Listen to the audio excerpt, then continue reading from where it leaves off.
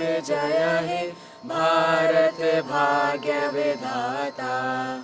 Punjab Sindh Gujarat Maratha Dravida Utkal Banga, Vindhya Himachal Yamuna Ganga Uchhal जलधि Tharanga.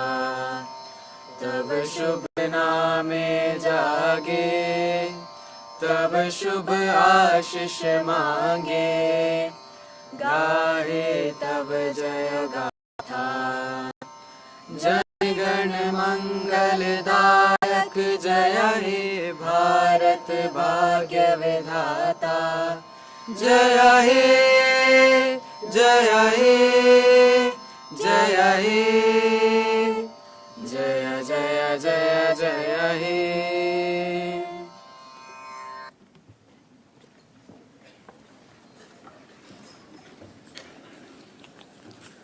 A very good evening. A very good evening to the honorable dignitaries on the dais and the entire gathering. On behalf of Delhi Technological University, I, Dr. Yashna Sharma, warmly welcome you all to the second lecture of DTU's Distinguished Speaker Series. The great poet William Blake once said, "What is now proved was once only imagined." Resonating with this thought, DTU's Distinguished Speaker Series is an initiative to learn from visionary leaders who have turned imagination into reality, inspiring countless others along the way. Through this speaker series, DTU aims to promote education beyond the conventional styles of learning and encourage community engagement. To initiate today's session, I would like to request our honorable dignitaries on the dais to kindly illuminate the lamps that symbolize knowledge.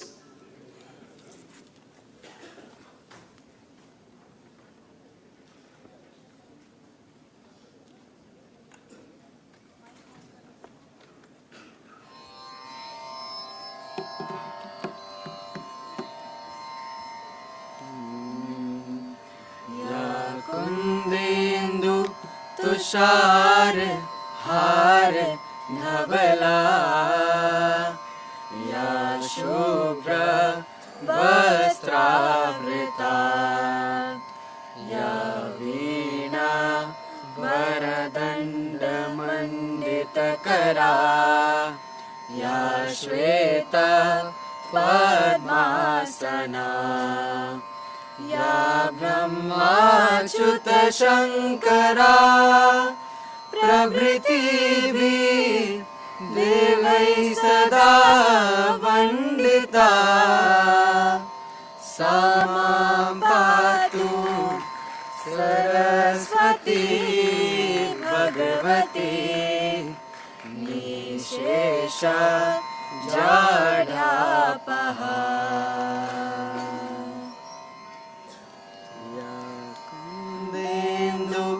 Tushar हार धवला, या शुभ्र वस्त्रावृता,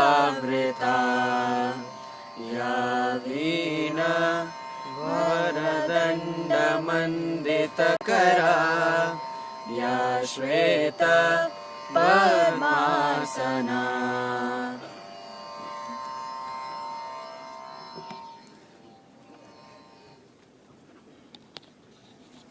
Thank you, everyone. Thank you, everyone. We would now like to accept the university. We thank you, sir, for your kind presence with us today.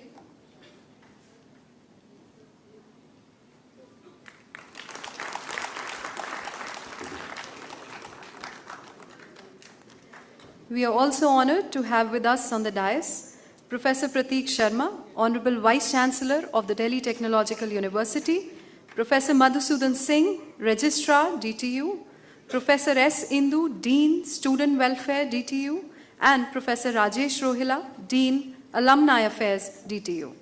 May I now request Professor Prateek Sharma, Honorable Vice Chancellor, Delhi Technological University, to kindly deliver his welcome address.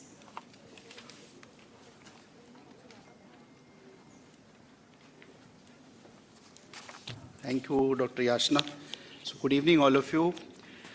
It's a matter of great privilege and honor that we have in our midst one of our own alumnus, Mr. Mahesh Joshi. And in fact, this is the second, lecture series that we have organized. The first one, again, incidentally happened to be from the same prestigious mechanical engineering department, Professor Ravi Grover. So, and we have now Mr. Mahesh Joshi, again from the mechanical engineering department, only 82 batch. So it's a matter of, again, I would say great privilege and honor to have somebody like Mr. Joshi in our midst.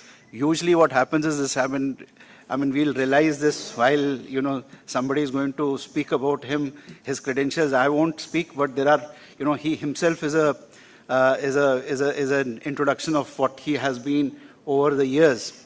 And in fact, the talk that he's going to give is basically from campus to career, navigating life and purpose and continuous improvement. That itself indicates the journey that he has had from a proud alumnus of Delhi College of Engineering, the years that shaped his, the career and the trajectory that he had all throughout, very distinguished one. And in fact, Mr. Joshi, in fact, the idea of having this distinguished speaker series is this only, to actually give faculty members and the students an opportunity to hear from people who have really accomplished in life, and especially in the domain of engineering, technology, business, entrepreneurship, and so that, one gets an opportunity to know and hear exactly what the journey actually has been. And we'll realize that though he is our own, so usually क्या होता है, घर की चीज़ इतनी important लगती नहीं है. So, lekin accomplishment, when we'll realize, having here is a matter of huge privilege, which otherwise is not, he would not be easily available for everybody. And by being here is basically something really special, I would say. And so I would really, on behalf of the entire DTU fraternity, I would like to thank Mr. Joshi for very kindly accepting our request to be on the panel of our distinguished speaker series. And in fact, it's quite befitting that, the level, that the benchmark that was made by having someone like Professor Ravi Grover in the first one to initiate the distinguished series. I'm very happy that the continuity is being maintained by having someone equally competent, equally, if not less, equally competent, but in a different domain. And I won't say much, but, and because I don't want to stay between the audience and Mr. Joshi, the purpose of the Distinguished Speakers series was already elaborately explained in the first inaugural series, so I won't elaborate much. And informally, I've already explained to you the very purpose of having such a series. In fact, the title of his talk itself about is this only, that life itself is a journey. Until we take our last breath, it's a continuum. And in fact, I'm very tempted to share a couplet by Ram Prasad Desmil, which speaks about this only, about the journey is more important than the destination. So it's reh rawe rahe mohabbat, reh na jana raha mein, manzil sehra nawardi dur ye manzil mein. So I, on behalf of the entire fraternity, I welcome Mr. Joshi for his talk. Thank you so very much.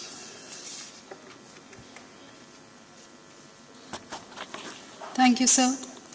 It is my honor to introduce you all to the distinguished speaker for the day, Mr. Mahesh Joshi, a business leader, an established author, a distinguished alumnus of the 1982 batch of mechanical engineering, and a change maker whose career exemplifies the courage to dream big and the tenacity to turn these dreams into reality.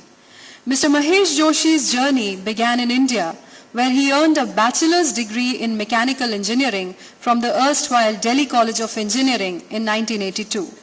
Recognizing the importance of broadening his expertise, he pursued an MBA from the Murray State University, USA.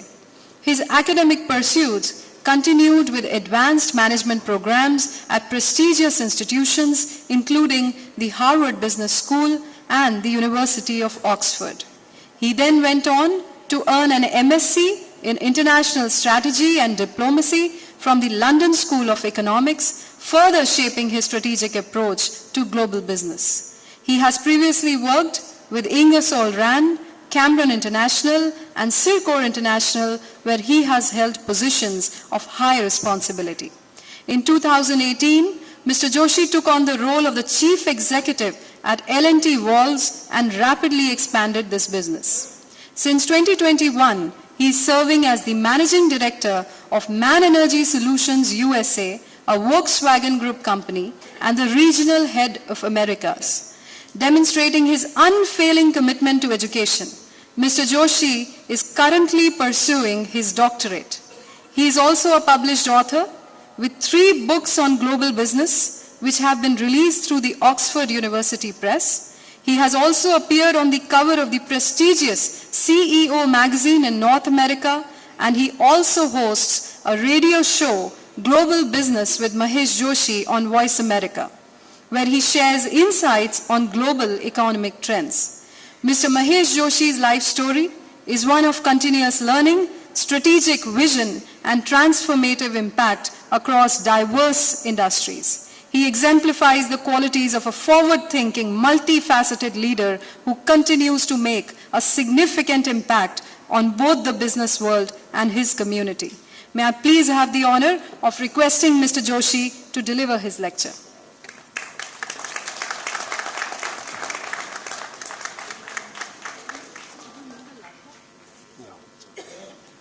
Thank you, Yasna.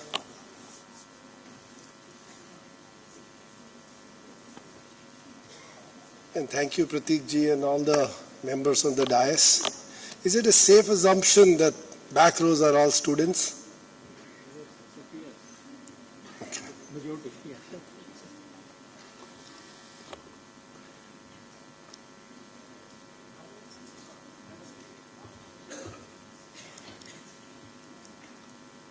So there is a question for the back row. Please get engaged, because Pratik ji is going to grade you on that. How many of you are right now focused on your placement? Just raise the hands. How many are looking at what's my placement going to happen? Some truthful guys, okay. And how many want to go in corporate jobs? Corporate. Startups. That seems like good mix of where people want to go. Some looks like they are yet to decide where to go. Maybe you are not in those final few years when you are looking for your careers. That's very important. Very difficult question I'm going to ask you, because I've been in your seat. How many of you are worried about what will be your annual package when you leave this college? How many are worried? Is that the pressure created by you, yourself, or is it your parents or the neighbors? If anybody says it's me, myself, is creating this pressure, anybody raise their hands? Or is it external? So that's the topic for discussion today, that how external pressures impress upon you, for all of you sitting there in your careers, and how it can make you make wrong decisions. Because the number of students I have interacted, and they are worried about what's going to be my package. I've never thought about that what you're getting now is not the lifelong salary. You are at the end of your 4 years of college life, but you're looking at how do I get the highest package. But if some of you who are with business will calculate what is the net present value of your lifetime earning, that will give you the real number. And there is a statistics on the people who start with the highest package, did not reach that level, and many of the people who are way below at half the level, and they reach certain levels which are unbelievable. So my request to you would be, when you're looking at how you want to shape your career, what you want to do in life, don't get focused on, first of all, on the packages. Because life is a journey. What you are starting now, we were all in the same position at one point of time. We were all looking at getting a job that time in telco or a Larsen Tobro or somewhere else. But the guys who became more successful, like you would have met one of my classmates, K. Ganesh, the entrepreneur. See how he made the progress. And most of the people who started the journey in the right earnest, they were not focused on what they were getting at that time. Because that's only a starting point. And the journey is too long. And unfortunately for you, there's a good news that there's an environment for startups. There are avenues, not like many of us who never had this environment when we graduated. But there's a bad news also, that what we learn today, it changes very quickly. If you knew Python or you thought you could learn Python, now you don't need it. You can go to ChatGPT and get your code. So what you will realize, what happened in our generation before us, was you learn, then you earn, then you enjoy. That's gone away now. The cycle used to be learning 20 years, earning 40, then enjoy, or earning 30. That reduced to 20 years, 10 years. Now the learning changes every 3 years. So any of us in this room, if we forget about success, if we want to remain relevant, we have to reinvent ourselves. If we think that we have finished the college, we have learned enough, now we'll keep earning, it may not work. So if you look at how the academics has also changed. Earlier there were set programs. Today the most sought after are executive education. There's a reason why they are so sought after. Because people have to reinvest themselves. They have to reinvest in themselves. Otherwise, people will overtake you. And there's a lot of issues which are coming up, that younger generation growing faster than more experienced people. Is not the experience which is counting. Experience is now being counted as how many times you've done the same thing. That's not useful. How many new things you can do. How many new ways you can get things done. So my request to you would be, while you're going through your education, don't stop at that. Otherwise you'll realize somebody is bypassing you and they'll be moving very, very fast. And the focus, the initial focus on what you really want to do in life, if you think, let me ask this question, how many of you know what you want to achieve in life when you go out of the college? Is anybody decided what they want to do in life? Raise your hands. Like where you want to end up? Has anybody decided? Well, that's a good sign if you're not decided. Because if you're decided, you will really be shooting too low.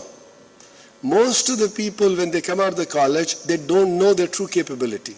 The true capabilities are much higher, which come into play when you start practicing what you learned here. So importance is learning here, but beyond that is not stopping to learn. The capabilities have to be utilized. And you would have seen some of the best finance guys have come out of DTU, ex-DC. They were all engineers. The Citibank CEO, which was in India, all of us know, he was a finance genius, but he was a mechanical engineer from DC. Why so? Because the learning platform, the foundation, which was created from this college, it allowed them to build on it. It's not necessary that you will practice what you're learning here. This will be just the starting point. How you will do it. Somebody was asking me a question that how did you learn, what did you learn out of this college which helped you the most? And especially when you're in a very high stress environment. We used to have Monday and Thursday exams. It looks very simple, but how it can change your life. The Monday, Thursday exam was stress for every student. Your weekend was wasted because you can't have fun because you have to prepare for Monday exam. Thursday you're not ready because you're in college, Tuesday, Wednesday. So everybody's stressed. The guys who went through that stress in the corporate life, where the stress is not only on Monday and Wednesday, it is every day. You learn how to create stress and create that into a positive tension. So you prepare things, you do something, and you're not worried about it. I don't know how many of you, but there were some students in our class who were not worried even if they were not prepared. Because they attended the classes, basis that they could do something. So there was something already in them which was preparing them. And some of them were geniuses. They were always preparing, always ready, but they were not close to the overall performance beyond academics for them. So it's very important to learn from those little things which we go through in college, that how it can be useful later in your life. Unfortunately, we didn't learn that.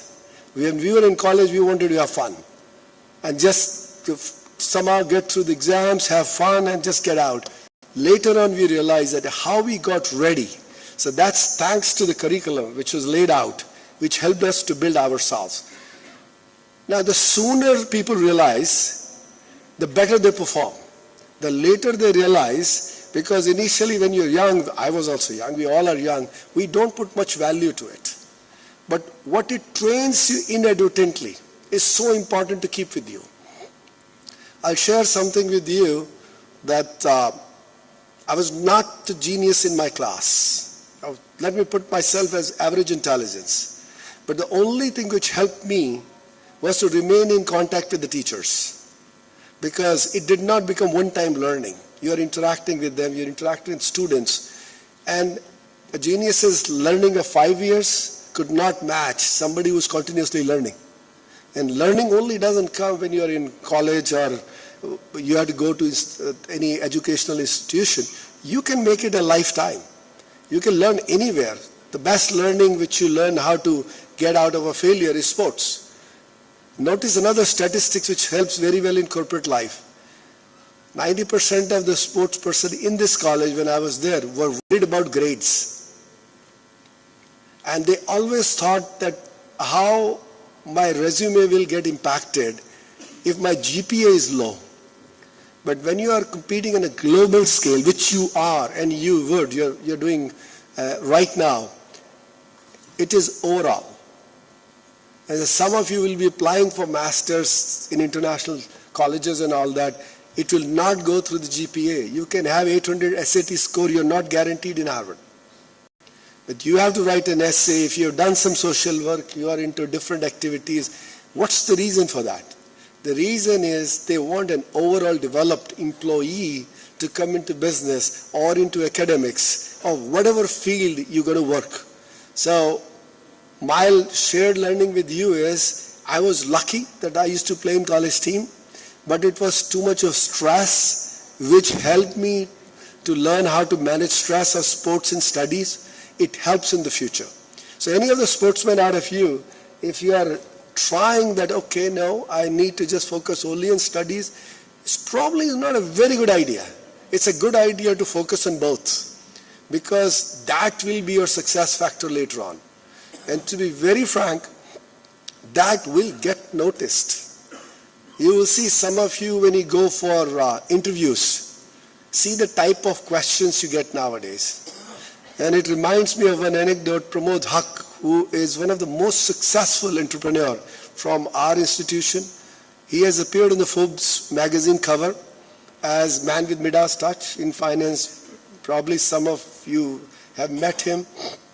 Very humble guy. You will not see him flamboyant like any other person. He was asked a question in our annual reunion of United States that how do you pick up your employees and especially your chief executives? His answer was, I reject all the people who have been very successful. Imagine his words. Were very successful, he was rejecting them.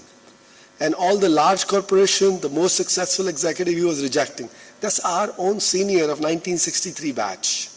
He says, we want somebody who knows how to handle failure. So what is more important? To be always successful or to have tested the failures? And some of you who read the management books, Tom Peters, the famous statement, fail quickly to succeed sooner. And the whole startup infrastructure, some of you would be going there, how it has been built. It has been built on the failures with no rules that how you fail quickly to succeed sooner. And right now India is doing the best on it. So just keep in mind that how do you do it? Now, learning, as I earlier said, and the theme of today's discussion, the continuous learning. You guys have a tough time. I had tough time. I had to reinvent my career a few times. Literally every decade, you have to learn something new to be successful in corporate life. The reason is things are changing so damn fast. For us, it was changing every 10 years. For you guys, it's 3, it may become 1 year. So how do you cope up with that? Now you may think that when you are in corporate life, you're learning every day. Yes, you're learning, but you're learning what you are doing. That's why if you see Bill Gates, how many books he reads, how many books he announces, and he shares that what he is reading. So that's an important part to be successful. I was lucky, and some of us who came out of this college, especially you would have met the guys who came in 50s, 60s, 70s, 80s, and 90s, that environment was very tough to get a job. Right now, at least I believe the placement from our college is around between, worst case is what, 70 to 80%. Imagine when it used to be less than 20%. And how hard it would be, and how people used to invest their time to get the job and still not getting stressed. And to be very frank, I would share with you some of the guys who were geniuses in our class who could not get the job in private companies which they were not fit for, who became some of the best IAS and IPS officers of this country. And they have done such phenomenal things if you see what they have done. So there's a place for everybody, that what you can do.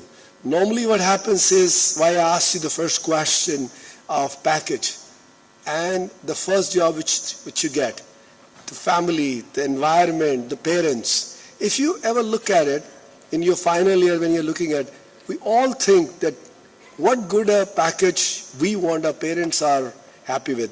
Have you ever thought, pick up one of your best friends if you're in final 2 years and you're praying for that your best friend gets the best package. You'll never think. Now you think, are you a team member now? Because ultimately when you come out of college, anywhere you go, you have to behave as a team. You cannot think of only me, me, me. It doesn't work. If the moment you go into me, it's a recipe for failure. It all becomes we very quickly. The M gets reversed. Think about, I'm saying, there's a lot of people who talk about it, that okay, you're looking for the best for you. What are you looking for your best friend? Should he get better package than you or not? Or better job than you or not? If not, if you're not thinking, do you think you are his best friend? Because you're not even thinking about it. I'm not trying to take the discussion one way that you should think about it. What I'm trying to tell you is that pressure of that should not stop you from doing the right things in life. There is job for everybody. There's a career for everybody. But the one good thing I like about you is nobody said that I've decided what I want to be. Because the moment you've decided, you probably will either be frustrated of not achieving it, or you will not achieve your true potential. And most of our classmates we have seen, they have outperformed what they were thinking about when they started their life. And most of them have changed their goals every 10 years. And it has been always to a much higher level. Not many of them had ever thought about. I never thought that I will ever go back to school. I was fed up after 5 years, enough studies. I said, I'm not going to do it. But what happened? The environment, if you're learning from it, will push you into the right direction. What you got to learn. And some of those things, my books, my radio show, is my achievement only because I kept in touch with academics. Because it is happening in India quite a bit now, but the moment you are on an international platform, the academicians and practitioners work very closely. Even the teachers and faculty, they work very, very closely with the industry. They're given time to work with them. They're allowed to be paid by them.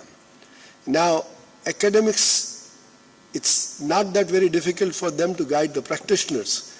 It's very easy for practitioners to share the experience. But what could be the best combination of that?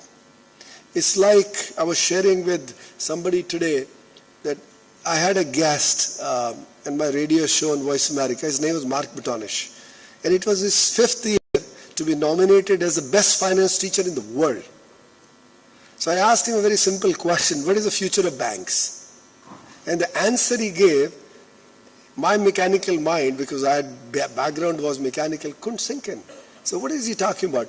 He says, no future for banks. Banks will die. I said, how can bank die? Like it's the backbone of economy. So I said, what's next then? He said, listen, the technology is coming so fast. Banks cannot become technology companies. It's very easy for technology companies to become bank because finance is the easiest. Imagine the best finance teacher in the world. If you want to listen to him live, it is 26th of June 2017. 2016, sorry. He was, if you go to Voice America, Global Business, Mahesh Joshi, listen to him. He's one of the finest finance teacher, which used to make jokes on finance. If you ever Google about him or go to YouTube's to understand cash flow, there's nothing about finance in that, but you'll know exactly what is cash flow, how business should be run. He just shows a tap, throwing water into a bucket and how it is getting transferred and how it is getting utilized. And he's trying to explain cash flow. And he's the funniest professor in the world. But coming to his technology terminology, now what is happening now? We are in 2024. Who's using in India, anywhere you go, is Paytm. Nobody goes to bank to get cash or use them for banking. Everything is gone online. But this is the finance community saying that it's over for us. Same thing is happening with most of us in any walk of life. If you see, I don't know how many of you use ChatGPT. I was attending a course on ChatGPT. So my wife and I, since I am alumnus of Harvard also, we go for an annual reunion. So Professor Lakhani was having a lecture on use of AI in business. And they had invited the head of Boston Consulting Group also to talk about it.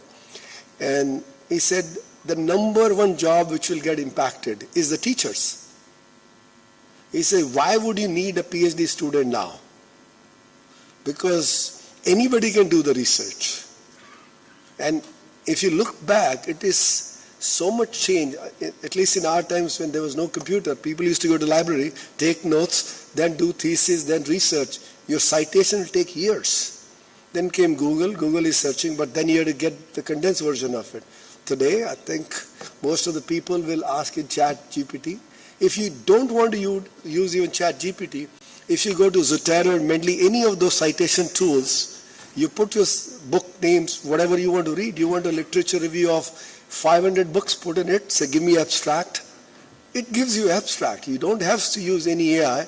And what abstract you like, you can put in any of the software to expand it. Now, point is it cheating or is it plagiarism? Or is it efficient use of resource?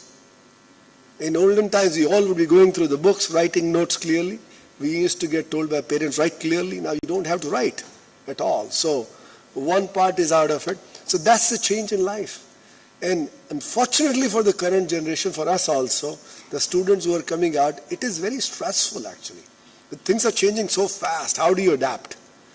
You would have seen, most of you who are in computer science, they were trying to look for jobs in the big tech companies. What is the biggest worry there? Mass enrollment, they will hire a lot of people, and mass layoffs. If you are not moving fast enough, you're gone. And this is happening in businesses also. You know, there is a very simple logic which works in business. If you are in a competitive environment, which we all are, always, we may think we are in our zone of comfort, we are doing something good. Forget it, we are all in a very competitive environment. Unless you are happy with what you're doing, which will be very short term. Because then you will see, if you are worried about your neighbor or others' packages or something, that everybody is moving fast. And market is moving so fast, technology is moving so fast. How do you move your learning fast enough? And that's where the role comes in. How do, as a practitioner, when you get out of college, how do you remain still in touch with academics? And same thing goes for academics, that how do you remain in touch with industry, with the practitioners to be relevant? So my quick message for you would be that the learning which we were lucky we had a long time is, as you embark on this journey, keep it as a journey. The day you get satisfied with what you get, you will realize you're missing the next step, and that's the most important step. Because there is no human being who has ever judged the capabilities what they have. Because it's all mind over body. If you think that you're tired, you will be tired. You know, there are words in English dictionary called hypochondriac. He thinks he's sick. And you're tired the whole day, you say, no, I need to work out to relax. You watch after half an hour workout. Because you get all your good chemicals released and you're looking good. You feel good, now you're not tired. Or you get into bed, watch the TV, you're immediately tired after that. Because you're feeding to that energy. So that's where the mind comes into the play. That's what I learned from some of my classmates on the Monday, Thursday exams. Believe me, that was my biggest learning. We used to work so hard for Monday, Thursday. Some people were taking it smilingly. We started smilingly when we started working because we had more deadlines than Mondays and Thursdays. You had no other choice but to enjoy it. So the foundation which we're building here, that would actually help in that. But I am lucky that I went to more than one academic institution, and I kept in touch with all of them. Now, one more point which I want to emphasize the power of alumni. Some of you who are into entrepreneurship and some of you are connected with us. So this time, first time in our annual reunion in SFO, we invited 5 startups to present because the whole community wants to invest in startups in DTU. When they don't get it, they go outside. And some of the best entrepreneurs who invest into startups, they are looking for DTU. Those 5 guys did a brilliant job. There were 3 of them which are ex-DTU students. They got very good funding as far as I know because I'm in touch with them, and 2 from our institution. There is a huge gap between the wealth available to invest in DTU and the projects available. So now Girish ji, Rajesh Rohilla ji, others, they're connecting them. That connection is working very well. Actually, from our class itself, we created an institution, we named it as LLC, just looking for the projects where whatever the students need here, if they need the mentors, we can connect with the people there.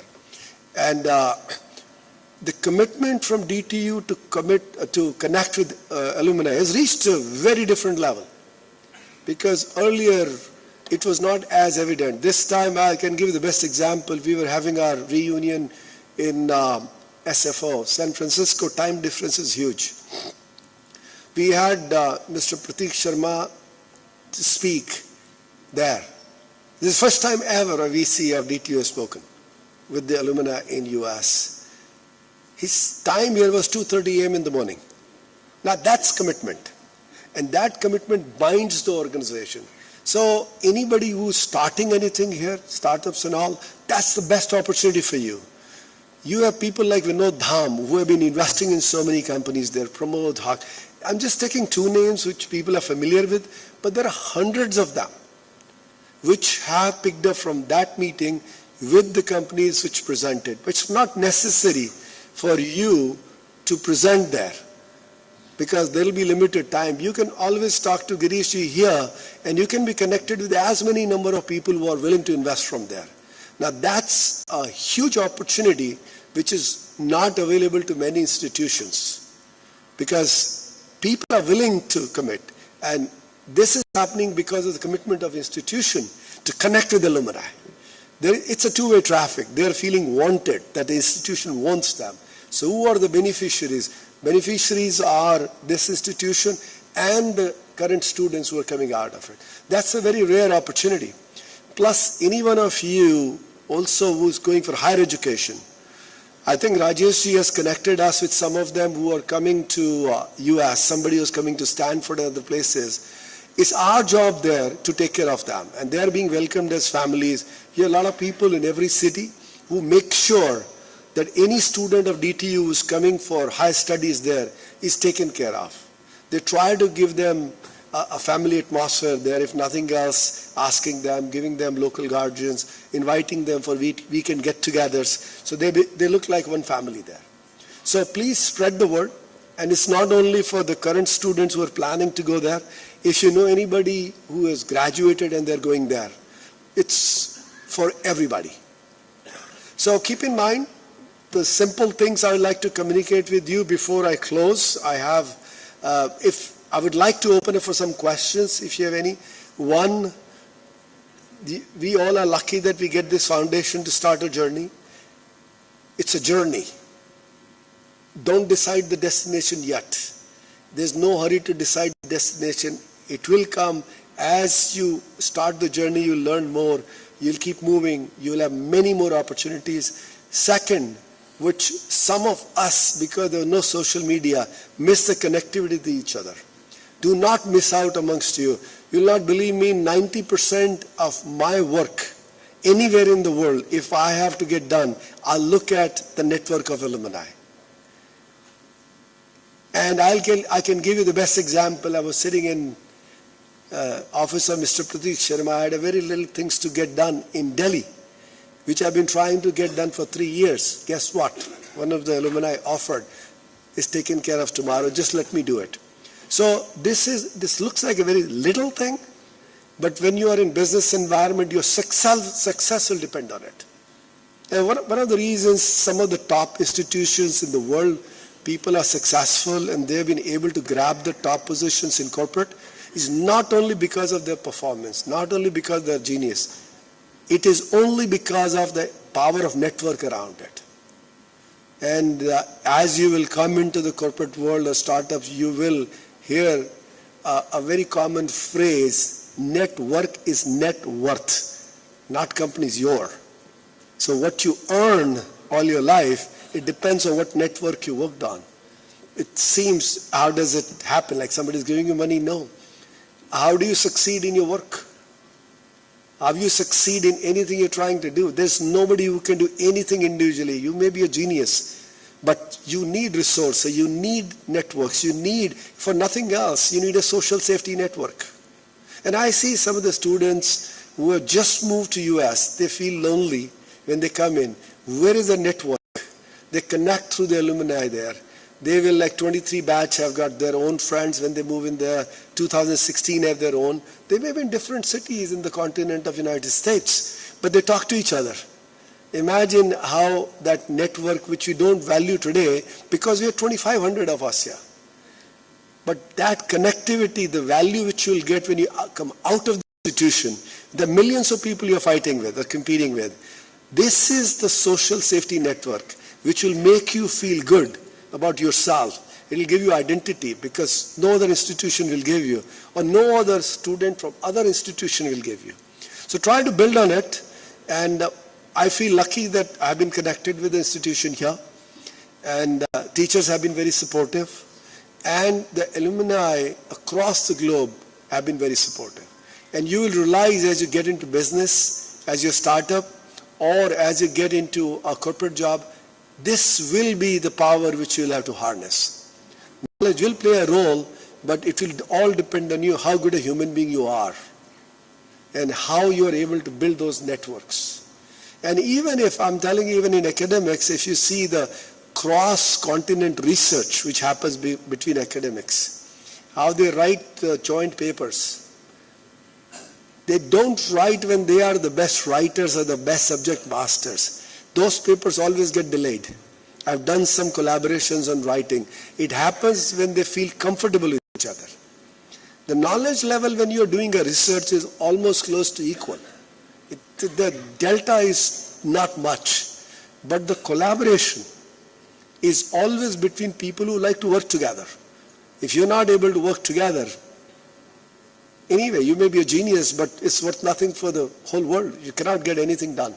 So just keep that in mind and build on the foundation which comes here, build on your network and keep learning, and you will realize all your life that if you continue that, and normally an analogy goes to the sports people, they fail quickly but they work very well with the team. And at times they take shots for the team also. That's how the growth comes in. So thank you so much for your time. We have a few minutes if you have any question. Otherwise you can email, write, anywhere, and if any one of you is faculty or students planning to come for higher education to US, please do contact us. If you're getting into startup modes, please do contact us right now, immediately, or whenever you want, because there are a lot of people across the pond who are looking for investment, and they are very keen to invest in the projects coming out of DTU. So thank you so much. Thank you, everybody.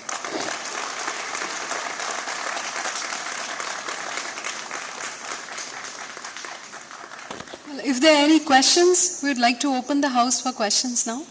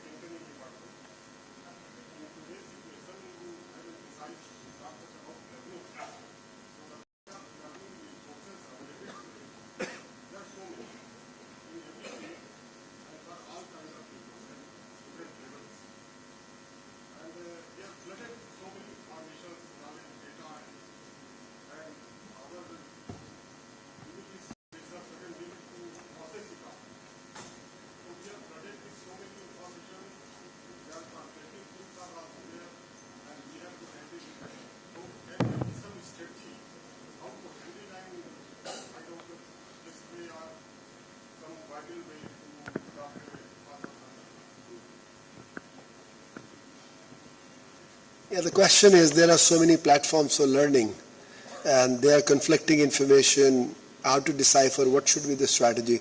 Now, that's the most difficult part today, in education, even in corporate life, even in personal life. Because there's a famous saying which is going on right now, is how to decipher fact from truth. Because everything comes as a truth right now. But what is the fact? So the truth, the definition of truth itself has changed. Because social media, forget about social media, there are so many learning platforms. Now, that's where the credibility of learning resource comes into play. So you are very careful to pick up, where are you picking up from? So I won't call the way you go for research papers that how many citations you have. But overall, the source is the most important part. So, like, I'll give you an example. HBS publishes articles. They are research journals. There are two kinds of information flowing. Research journal is giving you with citation, means somebody else's knowledge. I have compiled. Here is the gist of it. This is my addition to it. Harvard Business Review will never have a reference. It is the story which they are giving. Now, your question is very valid. Is this story genuine? Now, that's the validity given by the publisher. So that's the only way you can go to decipher. But again, having said that, using that validity, it's most difficult situation today. And you'll find a lot of discussion, a lot of talks about it, and it's very clear the truth is not the fact. It is a perceived truth or created truth, but it's not the fact. So how to find the fact? So maybe some AI tool will come soon enough to find what is the fact. Let's hope so. I don't have any straight answer for that. But it's a very tough one. That's why I think most of the faculty members can guide us on that, that what they don't use as a citation or don't allow as a citation, the references. Any other questions? If not, no question, any suggestion, comments? Yes, please.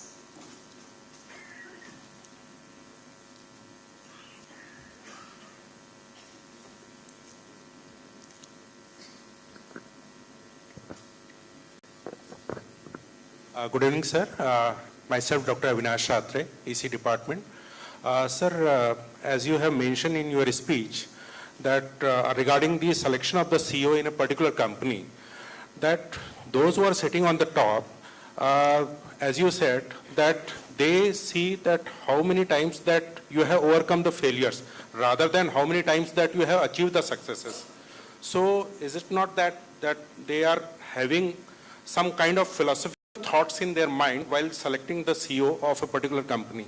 So, sir, I want to I want you to throw some light on these philosophical thoughts, that they are actually looking for the number of times they are overcoming, they are actually facing the failures, than number of successes. Yeah, that's a good question. See, point is, it's not that you always keep failing, but failing is an option, because you learn more in failure than being success. At times success can make you arrogant. At times failure can make you humble and give you a bigger level of success than a plain success which is coming in increments. Most of the times what happens is, try to look at this way. If you are working for a large company, you're very successful, maybe the top guy, start a company, go for startup. They'll find very difficult, because they have already seen through process, their mind is tuned to things happening. Whereas startup is the most difficult part. There's no process. You are writing the process. It's the bridge you're making while walking on it, right? Whereas if there's already a bridge and you walk on it, it's not that difficult. You can run on it. But for a startup guy, you're building and you're walking on it. Now, just to modify that statement, it's not necessary that you'll hire a CEO only who has failed. It is at least you should have tasted a failure and how you overcame it. They should be successful, right? Because repeated failure doesn't make a great player also. You're learning and never performing, so you're good for nothing then. There is some inherent issue there. So you have to balance it. But definitely, if you look at it, say when you come out of college, we also came out, you think you will always be successful in life? I don't know how many can do that, because life is not a constant upward-looking curve. It may be hockey stick, it may be an alternating current. But what matters at the end of it, that how's your regression line going, right? Or how is the trajectory of it? That's what you have to balance. So I didn't mean that it's only failure will get you something, but tasting failure, that's why you will see most of the time the advantage of being a sports person is that you have tasted failure at a very early stage in life. It doesn't break you down psychologically, or it doesn't put you into depression. It doesn't put you into complicating things when you're under pressure situation. Because normally when you're stressed, you'll complicate a simple thing. Right? So how do you simplify it? And that's training your mind. That's why mind over body is very important. Any other question?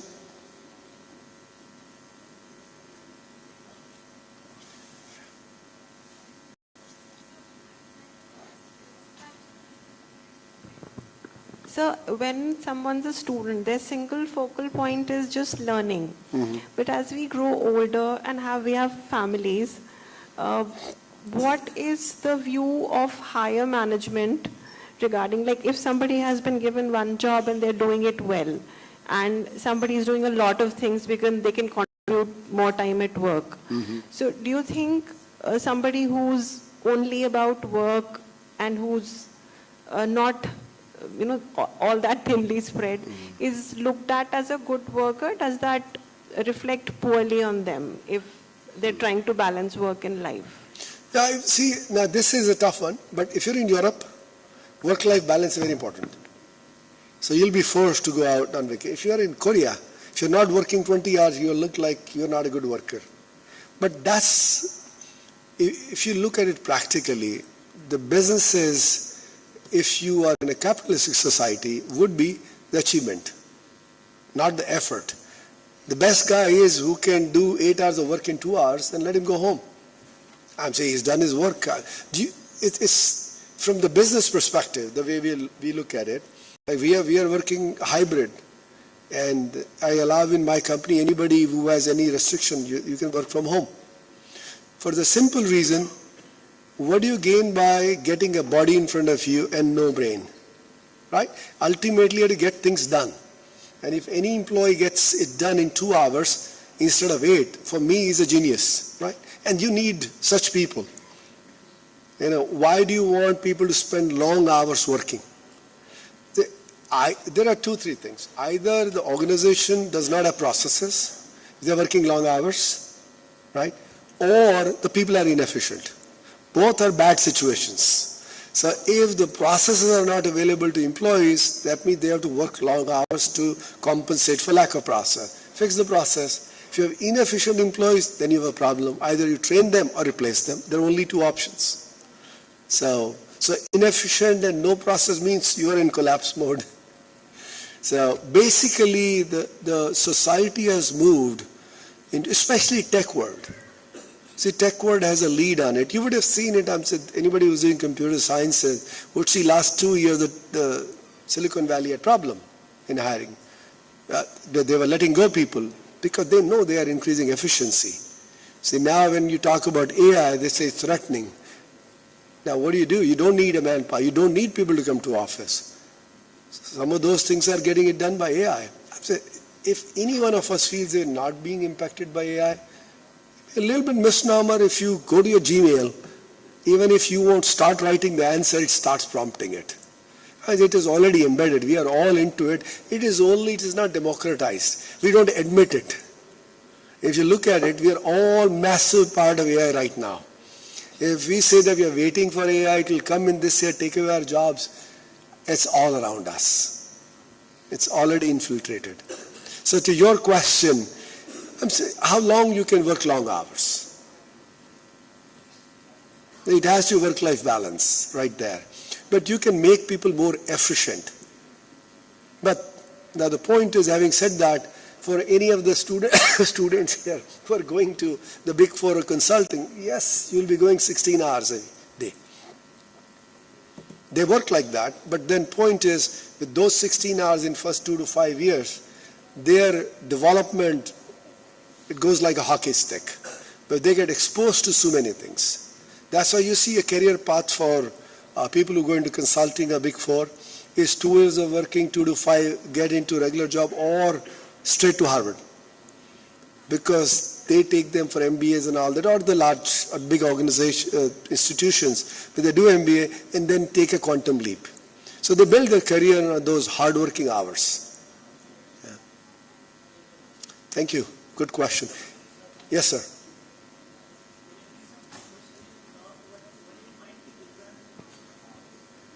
What is the fundamental difference between a university like Stanford and we here in DTU?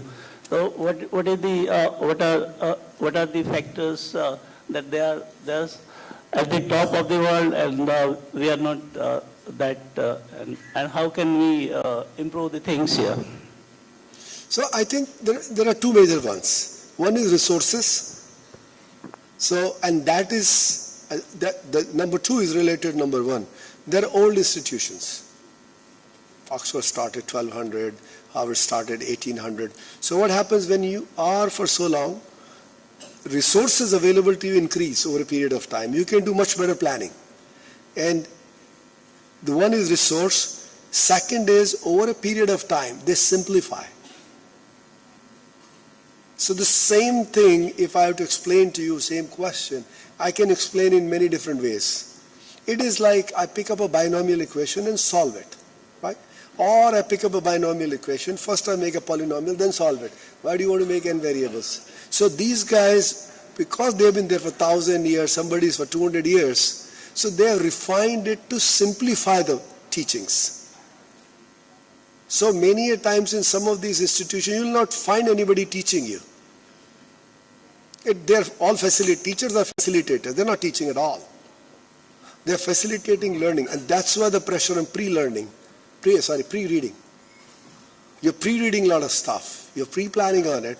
Then you're coming to refine in the class, and plus they use a collective wisdom. If there are 20 students in the class and they're discussing, they're contributing, teacher is facilitating. So teacher is a course correction.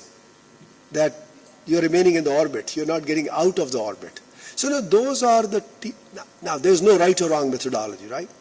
If you ask me to learn how to solve the Pythagoras theorem, that's one way of doing it. You know how to solve it. Second is the other institution picks up how to use the Pythagoras theorem. Now there are two different ways of teaching. That you're learning how to solve it. Second is how to use it. Third could be learn how to solve it and use it. But let's say when you're out of college, what is more useful? So the applicability then starts taking all those pieces into the play.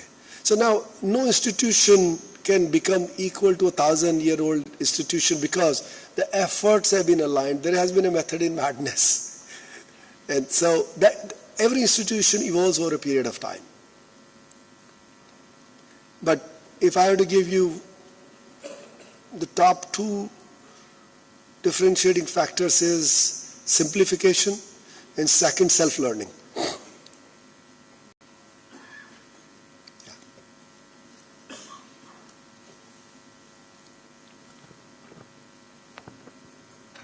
Good evening, sir. I was just going through the cover page of CEO magazine where your photograph has been featured, in which the CEO of L&T Valves on revolutionizing an industry. That is the caption given in that one, okay, which was very interesting kind of a thing. Like, so what I expect from you, like a few words on how exactly you brought in that kind of a revolutionization in the existing system, the kind of approach you have taken, the kind of analysis you have made in the existing system to bring in this kind of a revolution. So if you can share a few words on that, probably sure. Our young students may get some kind of an inspiration when they go to the actual field to improve upon. Thank you, sir. So that's a very good question you asked. So valve is a mechanical product, right? So when I was leading the company, I invited everybody to understand what they're doing and how we do it and all that, and I'd just taken over. So what I found was we're trying to make valves and sell valves, right? So my question to my team first was, do people need valves? It's an $83 billion market. I said, I kind of differ with you. People don't need valves. People need a flow control. It's an oil or gas going this way to this way. They will turn it here and stop it. So people don't need valve. So what should we do? Because if we don't think there and replace valves with something, somebody else will replace us. So what can we do? So now you cannot have answer in one day. So what we did was we started, what is the future of valve? And that's what we started developing. And when we started working on it, the direction I had set was, I don't mind if you make no valves. We control the flow. But if we find something different instead of valves, we will be market leaders, right? Because how does the market work? There are competitors, there is market, so there is market dynamics, which is dynamic, it's moving, there's rate of change. Then your competitors who are doing different things, there's a rate of change. Then you are in an organization, there is an inertia rate of change. You're innovating, you're doing different things. Now if you see, if you have to win the market share, what do? So your rate of change should be higher than your competitor, right? So you take a market share. But imagine if your rate of change is higher than rate of change of competitor and market, then you're market maker, then you're Apple, right? Or you're Microsoft. So you are going faster than the market is changing. First you have to go faster than your competitor. So for us, if you are in valves, what can you do? Either sell better than your competition or make better than them. Or you take a very different line that will redefine the market. So in this case, the whole article, the interview is based on not thinking about valves. What would be new? And that's where the smart valves came into play, then artificial intelligence, and what other technologies. We even looked at different technologies that can ultrasound manage the flow. Can it be maintained? But there are a lot of physics involved in that. That's why it was told revolutionizing. So, but before that, we had to lead the organization with the tagline, which was future of valve. Future could be, it's not going to exist. So it was to change the organizational thought process. Because I can't succeed if all the thousands of people, I can't change their thinking. If they are still coming to the office to make a valve and ship a valve or sell a valve, it's not going to work. So that was the idea. Yeah. All right, then thank you so much for your time.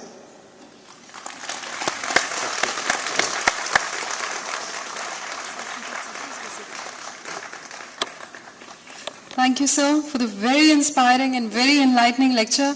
I am sure that this lecture has taught everyone sitting in this auditorium today the value of stepping out of their comfort zone, targeting big dreams, and then working hard. And you have been an exemplification of that. So thank you very much for your presence today with us. May I now request our honorable dignitaries to please step up on the dais.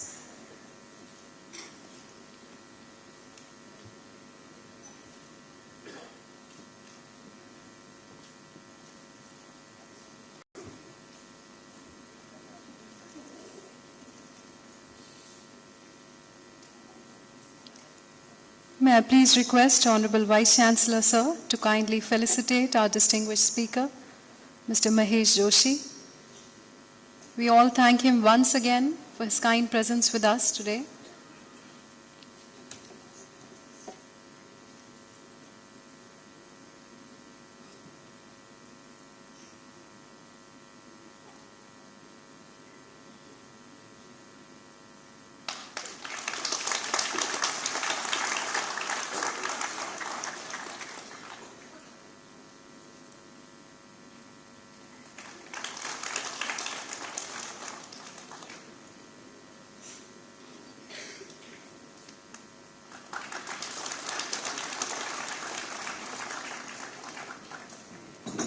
Thank you. May I now request Professor S. Sindhu, Dean, Student Welfare, to deliver the vote of thanks, please.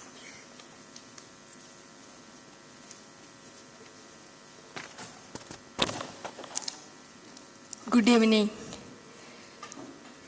dynamic and renowned leader Sri Mahesh Joshi ji, our own alumni, Honorable Vice Chancellor of Delhi Technological University Professor Prateek Sharma, Registrar DTU Professor Madhusudan Singh, Dean Alumni Affairs Professor Rajesh Rohilla, Deans, Head of the Departments, esteemed faculty members, and my dear students. It's my proud privilege to deliver the vote of thanks on behalf of Delhi Technological University after this enlightening talk. First and foremost, I would like to extend our heartfelt gratitude to Sri Mahesh Joshi, our distinguished speaker of the day, for taking his valuable time to share such valuable insights with us. As Honorable Vice Chancellor said, we were lucky to have him because it is really difficult to get him like this. Thank you, sir. Thank you very much. I also wish to thank our Honorable Vice Chancellor for his support, guidance, and continuous in taking such initiatives for making it a success. I am thankful to our Registrar for his support in all activities of the University.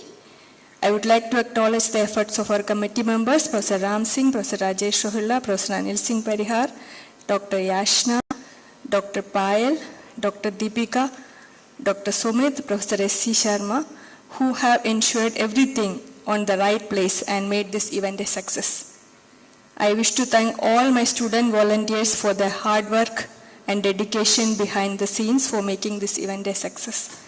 I would like to thank the team of Engineering Cell for all their support for making this event a success. A special thanks to our attendees, both in person and online, for your participation and engagement. Your presence and thoughtful questions have added great value to this event, making it more interactive and enriching experience for everyone involved. Lastly, thank you once again to our distinguished speaker, Sri Mahesh Joshi ji, for sharing your time and wisdom with us. We look forward to more opportunity to engage with you in future. Let us continue to reflect on today's discussion and apply the insights and we have gained in our respective fields. Thank you. Have a great day. Thank you. Thank you, ma'am. As we come to the end of today's session, we thank our distinguished speaker for his enlightening lecture once again, which has inspired all of us to explore, to innovate, and to engage with the world of possibilities that lies ahead of us. We also hope that the upcoming lectures of the Distinguished Speaker Series will continue to empower all of us to dream bigger and strive harder. With these words, I thank you all once again for joining us this evening, and I invite you all to please join us for high tea outside the auditorium. Thank you very much.